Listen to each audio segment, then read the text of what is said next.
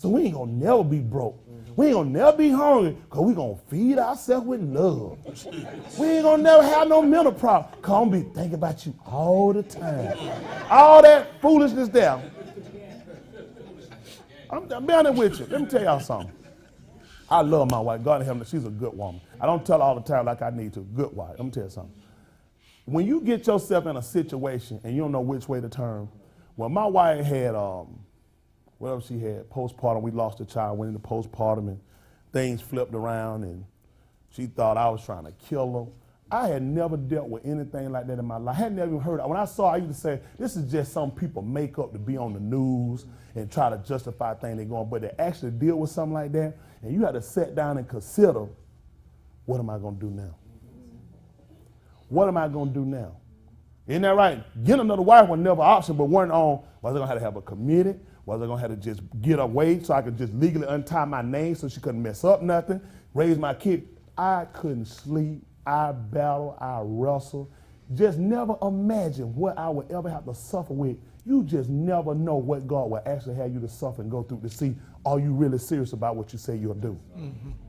Y'all hear me? You listen, people that's not married, y'all have absolutely no idea what you might be have to face in some decisions you might have. My whole life was like a dream. When I would look at couples, and I would be look at couples, then I would just be sitting there, and sometimes I would just kind of daze out saying, that was me. I never thought I would be separated. I never even, people say things happen, but you just never really think about that happening to you because you got a plan. Amen. And this gonna work if you just stick with the plan. But then God will have some things that come in your life that really test you to see when you put out of your mouth what you say you'll do, will you really stand? Mm-hmm. You know what that did? That allowed me to realize something a little more. It allowed me to appreciate her a little more, because you don't realize one day your whole life can change. It was like one day our life was normal, one day I woke up and I didn't even know what happened. But guess what? Then somebody tell you, you still got a commitment here. That's right. You still got duty and obligation here, no matter how things go. And you know what? When you got the flesh warring against the spirit, that's a hard decision to make. Anybody can agree to something when you with them, but when things happen and things change, and you just never know. Listen, that husband, wife, you like, listen, something could happen to them in just a wave of God's hand. Next thing you know, you got somebody that bedridden the rest of their life. Are you willing to really sit there and take care of that person and bathe that person? Mm-hmm. People don't take because they walk in there and got speed and work out. And that ain't nothing. That's right. That ain't nothing. A car wreck or stroke can't change. That's right. You got somebody face this figure, walking on a cane like this, and you talking about want to have sex, they trying to rehab. They tell you it's going to be a few years for this person ever get normal again. Mm-hmm. Guess what you got to do? You got to put sex out the window now. That's right. Let's keep it real now. Mm-hmm. And the only reason you got in it for some draws, for some panties, now you got to look back now and got to remember your commitment, folks. That's right. Things can turn around, folks, before you know it. One night y'all lay down, the next morning somebody don't get up. Mm-hmm. You considering you young, you ought to be good. Everybody in your family got a long lifespan, so surely you should be able to get at least 60, 70 years. God said, guess what? Cut yours off in 2 years. That's right. Cut yours off in year 10, year 15. Something can happen, folks. Amen. That's why when you get here, you need to be serious. Amen. Amen.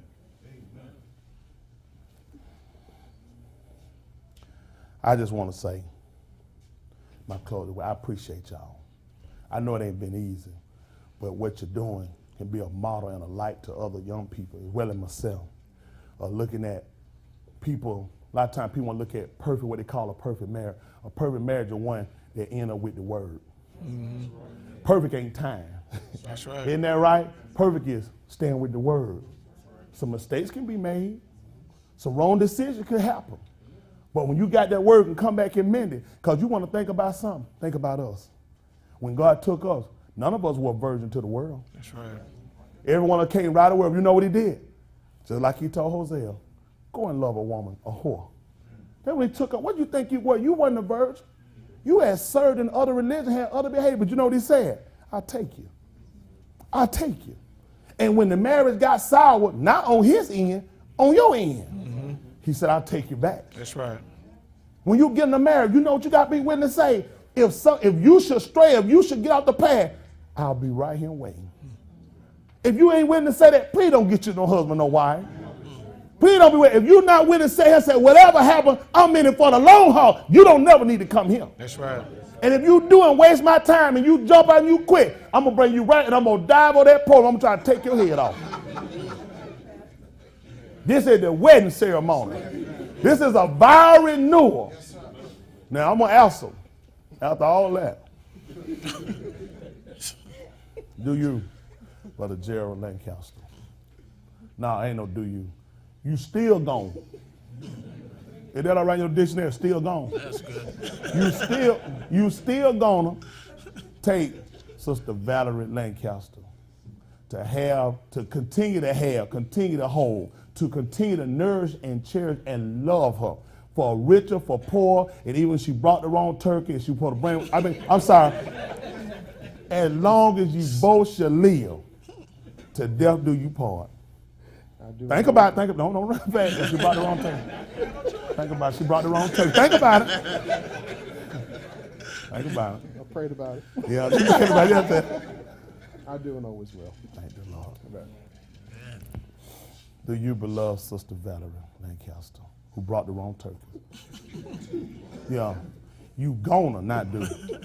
You gonna keep Brother Gerald Lancaster to have in the whole continually, to love and to cherish, to honor and obey, in sickness or in health, even though you brought the wrong turkey, to death do y'all part. Think about it. Really thinking about it. Go ahead. Oh, I got fired. He gonna take it back this time. Let's have it. Yes, I will. Is that your final answer? Who wants to be a millionaire? You may kiss your continual bride and husband. Give him a hand clap.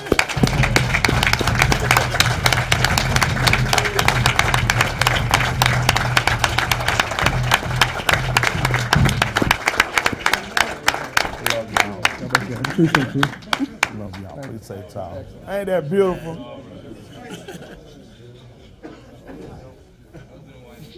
Ain't the Lord all right? That's a beautiful thing. Now, who else want to get